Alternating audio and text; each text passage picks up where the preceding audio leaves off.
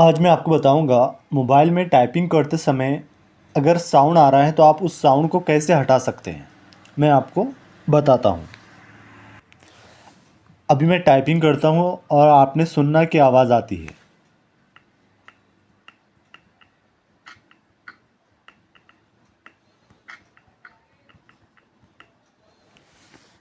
तो आपने सुना मैं टाइपिंग कर रहा हूं तो आवाज़ आ रही है।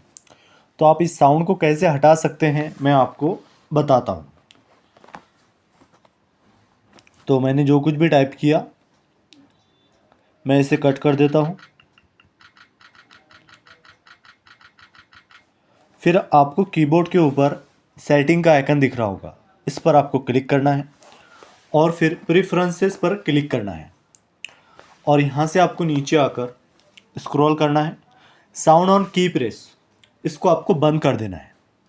यानी कि जब आप कीबोर्ड पर कोई की दबाएंगे तो अभी आवाज़ आ रही है, लेकिन हम जब इसे डिसेबल कर देंगे तो आवाज़ नहीं आएगी।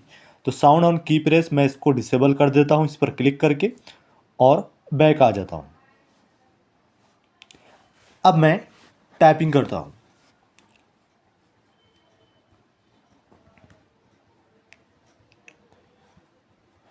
तो आप देख सकते हैं कि मैं अब टाइपिंग कर रहा हूँ तो आवाज़ नहीं आ रही है।